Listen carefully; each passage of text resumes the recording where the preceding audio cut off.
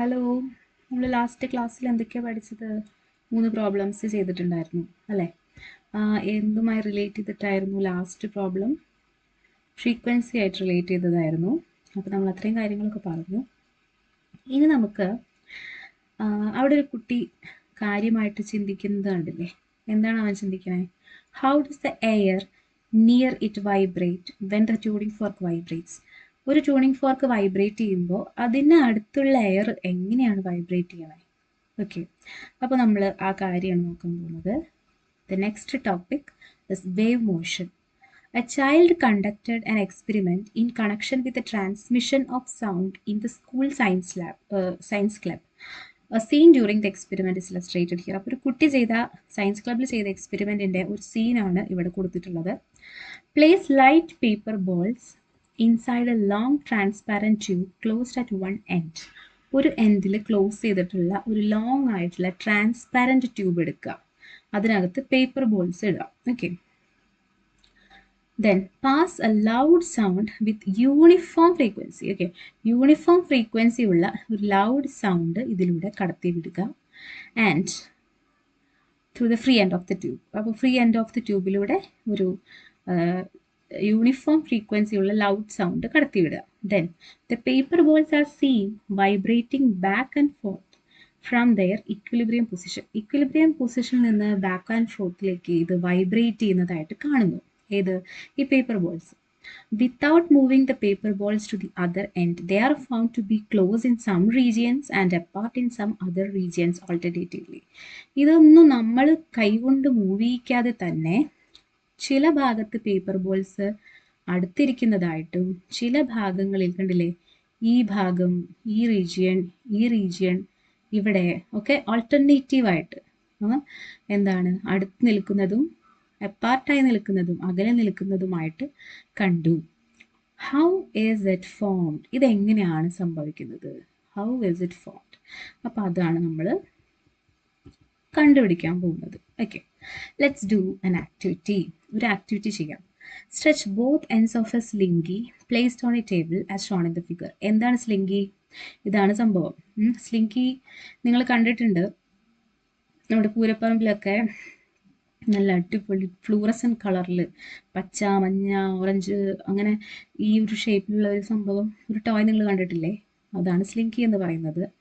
അപ്പോൾ ആ സ്ലിംഗി എടുത്തിട്ട് എന്താണ് ടേബിളിൽ വയ്ക്കുക. Compress and release a few coils at one end of the slinky. സ്ലിംഗിയുടെ ഒരു എൻഡിൽ കുറച്ച് കോയിൽസ് കംപ്രസ് ചെയ്തിട്ട് ഒന്ന് അമർത്തിയിട്ടൊന്ന് വിടുക. അപ്പോൾ എന്താ ഉണ്ടാവുക നിങ്ങൾക്ക് അറിയാലോ, അത് തിരിച്ചങ്ങോട്ട് തന്നെ പോരും. Notice the disturbance found in the slinky. Move one end of the slinky back and forth as shown the figure 1.8p. What do you observe? അപ്പോൾ ഈ ഒരു ഫിഗറിൽ നോക്കുക. ഈ ഫിഗറിൽ ടേബിളുമേ ഇപ്പുറത്ത് സ്ലിംഗി അറ്റാച്ച് ചെയ്ത് ഇയാൾ പിടിച്ചിരിക്കുകയാണ്, മൂവ് ചെയ്യിക്കാതെ പിടിച്ചിരിക്കുന്നു. ഇയാൾ ഈ ഭാഗം ഒന്ന് ഇങ്ങോട്ടും മൂവ് ചെയ്യിച്ചിട്ട് വിടുകയാണ്. അപ്പോൾ ഇതിലെന്താണ് ഉണ്ടാവുക എന്നുള്ളതാണ്. അപ്പോൾ ഞാനത് നിങ്ങൾക്ക് കാണിച്ചു തരാനായിട്ട് ഒരു എക്സ്പെരിമെൻറ്റിൻ്റെ വീഡിയോ പ്ലേ ചെയ്യാം. ഓക്കെ,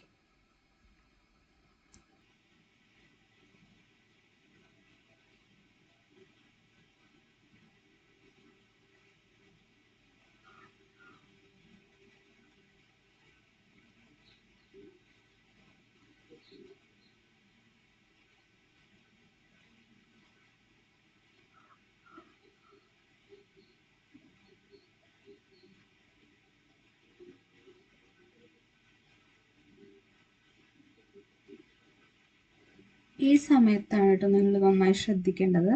നിങ്ങൾക്ക് ടെക്സ്റ്റിൽ കൊടുത്തിട്ടുള്ള ആ ഒരു എക്സ്പെരിമെൻ്റ് ആണ് ഇപ്പോൾ കാണിക്കുന്നത്. ഈ റൈറ്റ് സൈഡിലുള്ള ഒരു വ്യക്തിയുടെ കൈ കണ്ടില്ലേ, അദ്ദേഹം ഒരു ഡിസ്റ്റർബൻസ് കൊടുക്കുന്നുണ്ട്. അതെങ്ങനെയാണ്? ബാക്കിലേക്ക് വലിച്ചു വിട്ടിട്ടാണ്. അപ്പോൾ സ്പ്രിങ്ങിൽ എന്ത് ചേഞ്ചാണ് സംഭവിക്കുന്നത് എന്ന് നിങ്ങളൊന്ന് ശ്രദ്ധിച്ച് കണ്ടോളൂ കേട്ടോ.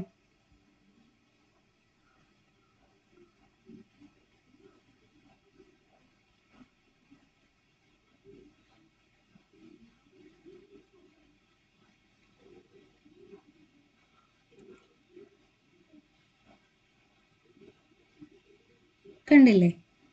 അപ്പോൾ നിങ്ങൾക്ക് എന്താ മനസ്സിലായത്? നിങ്ങൾ എന്താണ് ഒബ്സർവ് ചെയ്തത്? ഒരു ഡിസ്റ്റർബൻസ് കണ്ടിരുന്നോ? അതായത് ഈ ഭാഗത്ത് നിന്ന് ഒരു എന്താണ് കൈകൊണ്ട് നമ്മളത് മൂവ് ചെയ്ത് ബാക്കിലേക്ക് മൂവ് ചെയ്ത് വിടുമ്പോൾ ഇങ്ങനെ ഒരു ഡിസ്റ്റർബൻസ് പോകുന്നതായിട്ട് കണ്ടു അല്ലേ? പോയിട്ട് അതിങ്ങോട്ട് തിരിച്ചു വരുന്നുണ്ട് ഇല്ലേ? ഓക്കെ, അപ്പോൾ നമുക്കത് എന്താണ് സംഭവം എന്നൊന്ന് വായിക്കാം. Move one end of the slinky back and forth as shown in the figure. Then, don't you see the disturbance formed in the slinky moving from one end to the other? നിങ്ങളിപ്പോൾ കണ്ടില്ലേ? ആ experiment വെച്ച് നോക്കുമ്പോൾ നിങ്ങളത് കണ്ടതാണ്. ഒരു disturbance അത് move ചെയ്യുന്നതായിട്ട് നിങ്ങൾ കണ്ടു അല്ലേ? Are the coils in the slinky moving towards the other end along with the disturbance? അതായത് ആ ഡിസ്റ്റർബൻസിൻ്റെ ഒപ്പം എന്താ ഇവിടെയുള്ള കോയിൽ ഇങ്ങോട്ടെത്തിയോ? ഇല്ല അല്ലേ? ഈ കോയിലിന് ഇങ്ങോട്ട് മൂവ് ചെയ്ത് വന്നു അത്? ഇല്ല, നോ ആണ്. ഓക്കെ, ഇതിൻ്റെ ആൻസർ എന്താണ്? നോ ആണ് അല്ലേ? It is same that the disturbance formed in one part of the slinky spreads to the other parts without any displacement of the coil. കോയിലിന് ഒരു ഡിസ്പ്ലേസ്മെൻ്റ് ഒന്നും സംഭവിക്കാതെ തന്നെ ഈ ഡിസ്റ്റർബൻസ് ഒരു പാർട്ടിൽ നിന്ന് മറ്റൊരു പാർട്ടിലേക്ക് പോകുന്നതായിട്ട് നമ്മൾ കാണുന്നു. It is aimed that the disturbance found in one part of the slinky spreads to the other parts without any displacement of the coil. കോയിലിൻ്റെ ഒരു ഡിസ്പ്ലേസ്മെൻറ്റും നമ്മളവിടെ കാണുന്നില്ല. ഇനി here the energy received in one part of the medium spreads to the other parts by transferring it to the adjacent part and so on. ഇവിടെ എന്താണ്? ഇവിടെ നമ്മളൊരു movement, ഒരു ഫോഴ്സാണ് ഇവിടെ കൊടുക്കുന്നത്. അപ്പോൾ ഒരു എനർജി കിട്ടുന്നു. ആ ഒരു എനർജീനെ ഒരു പാർട്ടിൽ നിന്ന് ഈ ഒരു പാർട്ടിലേക്ക് സ്പ്രെഡ് ചെയ്യാണ് ചെയ്യുന്നത്. Transferring it to the adjacent part അല്ലേ?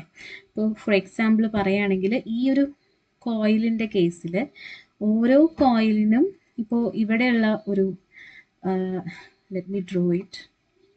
അപ്പോൾ ഇതാണ് കോയിലെങ്കിൽ, സ്ലിങ്കിയാണ് ഞാൻ ഉദ്ദേശിക്കുന്നത് കേട്ടോ. ഇതാണ് ആ സ്ലിങ്കി എങ്കിൽ ഇവിടെ നമ്മളുടെ ഒരു ഡിസ്റ്റർബൻസ്, ഒരു എനർജി അതിന് റിസീവ് ആകുന്നു.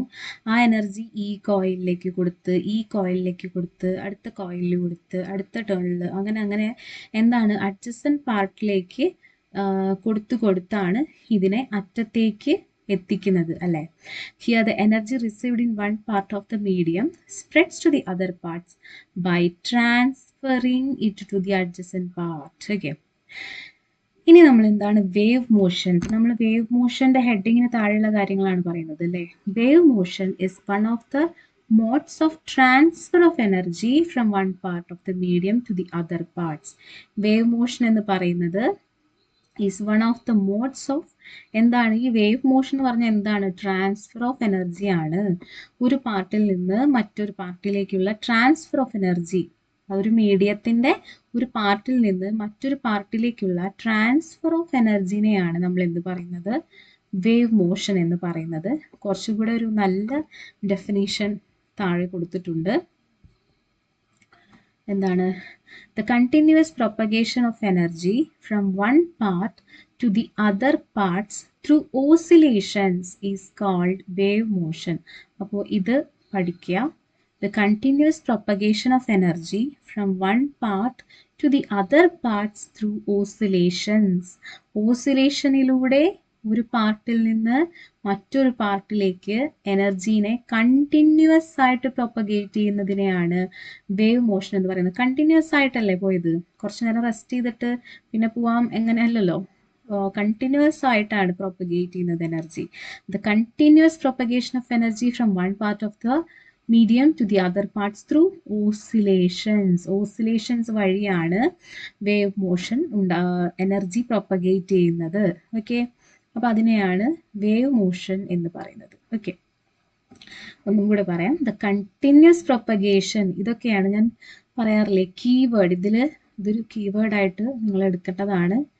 കണ്ടിന്യൂസ് പ്രൊപ്പഗേഷൻ ഓഫ് എനർജി ആണ് വേവ് മോഷൻ. എന്തിൻ്റെ energy? Continuous propagation of energy എങ്ങനെ പോകുന്നത്? ഒരു പാർട്ടിൽ നിന്ന് മറ്റൊരു പാർട്ടിലേക്ക് എങ്ങനെ പോകുന്നത്? Oscillations, through oscillations. അപ്പോൾ ഇതൊക്കെയാണ് നമ്മളുടെ കീവേഡ്സ്. ഓക്കെ, അപ്പോൾ ഇതൊക്കെ നമ്മൾ എന്താണ് കീവേഡ്സ് എന്ന് ഞാൻ പറഞ്ഞിട്ടുണ്ടായിരുന്നു ആദ്യമേ തന്നെ. അതായത് നമുക്ക് ഡെഫിനേഷൻ ചോദിക്കുമ്പോൾ ഒരിക്കലും വിട്ടുപോകാൻ പാടില്ലാത്ത ഭാഗം, ഡെഫിനേഷൻസിൻ്റെ വിട്ടുപോകാൻ പാടില്ലാത്ത ഇമ്പോർട്ടൻ്റ് ആയിട്ടുള്ള ഭാഗത്തിന് ടീച്ചർ ചുമ്മാ കീവേഡ്സ് എന്ന് പറയാറുണ്ട്. അപ്പോൾ അത്രയേ ഉള്ളൂ. ഓക്കെ, അപ്പോൾ പഠിക്കാം. ഇനി താഴെ some examples of waves are given below. കുറച്ച് വേവ്സിൻ്റെ എക്സാമ്പിൾസ് നമുക്ക് ഇവിടെ തന്നിട്ടുണ്ട്. എന്തൊക്കെയാണ്? Radio waves, seismic waves, light waves, sound waves, ripples on the surface of water. അല്ലേ, കുറച്ച് എക്സാമ്പിൾസ് ഓഫ് സൗണ്ട് വേവ്സ് ആണ് തന്നിട്ടുള്ളത്. എന്തൊക്കെയാണ്? Radio waves, seismic waves, light waves. അപ്പോൾ കുറച്ച് വേവ്സിൻ്റെ എക്സാമ്പിൾ ചോദിച്ചു കഴിഞ്ഞാൽ നിങ്ങൾ ഇത് എഴുതിയാൽ മതി കേട്ടോ. ഇനി do all these waves require a medium to travel? ഈ എല്ലാ വേവ്സിനും ഒരു മീഡിയം ആവശ്യമുണ്ടോ ട്രാവൽ ചെയ്യാനായിട്ട്? ഓക്കെ, അത് നമുക്ക് അറിയേണ്ടതുണ്ട്. എല്ലാ വേവ്സിനും ട്രാവൽ ചെയ്യാനായിട്ട് മീഡിയത്തിൻ്റെ ആവശ്യമില്ല. മീഡിയം ആവശ്യമില്ലാത്ത വേവ്സും ഉണ്ട്. ഓക്കെ, അപ്പോൾ ഇവിടെ ഒരു ടേബിൾ തന്നിട്ടുണ്ട്. ആ ടേബിളിൽ ഫസ്റ്റ് കോളത്തിൽ എഴുതേണ്ടത് waves that require a medium for transmission. അപ്പോൾ ഇതിൽ നിന്ന് നമുക്ക് എടുത്തെഴുതാവുന്നതാണ്. എന്താണ്? സീസ്മിക് വേവ്സ് ആണ് അവിടെ കൊടുത്തിട്ടുള്ളത്. അതായത് ഒരു മീഡിയത്തിലൂടെ കടന്നു പോകാൻ പറ്റുന്ന വേവ്സ്, ട്രാൻസ്മിഷന് മീഡിയം ആവശ്യമുള്ള വേവ്സ് ആണ്. സീസ്മിക് വേവ്സ് എന്ന് പറഞ്ഞാൽ എന്താണ്? സീസ്മിക് വേവ്സ് എപ്പോഴാണ് സീസ്മിക് വേവ്സ് ഉണ്ടാകുന്നത്? എർത്ത് ക്വാക്ക് ഒക്കെ നടക്കുമ്പോൾ ഉണ്ടാവുന്നതിനെയാണ് സീസ്മിക് വേവ്സ് എന്ന് പറയുന്നത് കേട്ടോ. എർത്ത് ക്വാക്ക് എന്ന് പറഞ്ഞാൽ എന്താണ്? എർത്ത് ക്വേക്ക്, ഭൂമിക്കുലുക്കം അല്ലേ? എർത്ത് ക്വേക്കിൻ്റെ സമയത്ത് ഉണ്ടാകുന്ന വേവ്സ് ആണ് സീസ്മിക് വേവ്സ്. അതിനപ്പോൾ എന്തായാലും ഒരു മീഡിയം ആവശ്യമുണ്ടെന്ന് നമുക്കറിയാം. പിന്നെ സൗണ്ട് വേവ്സിന് മീഡിയം ആവശ്യമാണ്. Sound waves require a medium for transmission. അപ്പോൾ നമുക്കിവിടെ എന്തെഴുതാം? Yes, sound waves. അപ്പോൾ ഒരെണ്ണം കിട്ടി. ഇനി അടുത്ത കോളത്തിൽ എന്താ?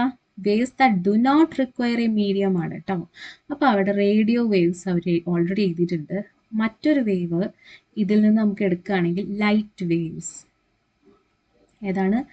Light waves. ലൈറ്റ് വേവ്സിന് മീഡിയം ആവശ്യമില്ല.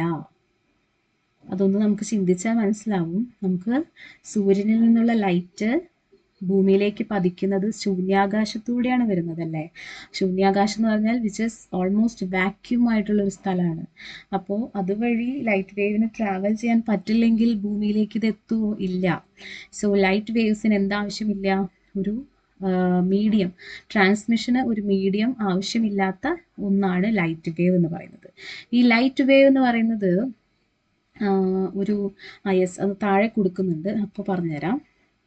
ഇനി ഇതാ ripples on the surface of water എവിടെ വരും? ഇതെന്തായാലും എവിടെയാ? മീഡിയം ആവശ്യമുള്ളതാണ് അല്ലേ? അപ്പോൾ നിങ്ങൾക്ക് ഇതും ഇവിടെ എഴുതാവുന്നതാണ്. Ripples on the surface of water require a medium for transmission. Okay, ശരി. ഇനി നമുക്ക് എന്താണ് ഇലക്ട്രോ മാഗ്നറ്റിക് വേവ്സ് എന്ന് നോക്കാം. അപ്പോൾ radio waves, microwaves, infrared rays, visible light, ultraviolet rays, X-rays and gamma rays are electromagnetic waves. വൈദ്യുത കാന്തിക തരംഗങ്ങൾ എന്നാണ് അതിനെ മലയാളത്തിൽ പറയാം. അപ്പോൾ ഇലക്ട്രോ മാഗ്നറ്റിക് വേവ്സിന് എക്സാമ്പിൾസ് ചോദിച്ചാൽ നിങ്ങൾ എന്ത് എഴുതണം? ഈ കൊടുത്തിട്ടുള്ളതൊക്കെ എഴുതുക. Radio waves, microwaves, infrared rays, visible light, ultraviolet, X-ray, gamma, ഇവരൊക്കെ എന്താണ്? ഇലക്ട്രോ മാഗ്നറ്റിക് വേവ്സ് ആണ്. ഇവരുടെ പ്രത്യേകത they do not require a medium for transmission എന്നതാണ്. അവർക്ക് ട്രാൻസ്മിഷന് എന്താണ്? യെസ്, ഒരു മീഡിയത്തിൻ്റെ ആവശ്യം വരുന്നില്ല. They do not require a medium for transmission. നമ്മൾ നേരത്തെ പറഞ്ഞ ലൈറ്റ് വേവ്സ് ഇല്ലേ, അത് ഇതിൽ തന്നെ വരുന്നതാണ്. ഈ വിസിബിൾ ലൈറ്റിനെയാണ് നമ്മൾ ലൈറ്റ് വേവ്സ് എന്ന് പറയുന്നത്. And they do not require a medium for transmission. മനസ്സിലായല്ലോ? അപ്പോൾ ഇത്രയും കാര്യങ്ങളാണ് ഇന്നത്തെ ക്ലാസ്സിൽ എടുക്കുന്നത്. ഇനി നമുക്ക് വരുന്നത് മെക്കാനിക്കൽ വേവ്സ് ആണ്. മെക്കാനിക്കൽ വേവ്സ് എന്ന് പറയുന്നത് ട്രാൻസ്മിഷന് മീഡിയം ആവശ്യമായിട്ട് വരുന്ന വേവ്സിനെയാണ് മെക്കാനിക്കൽ വേവ്സ് എന്ന് പറയുക. സോ അതൊരു മറ്റൊരു ടോപ്പിക് ആയതുകൊണ്ട് അത് നെക്സ്റ്റ് ക്ലാസ്സിൽ ഇൻക്ലൂഡ് ചെയ്യാം. Okay, thank you.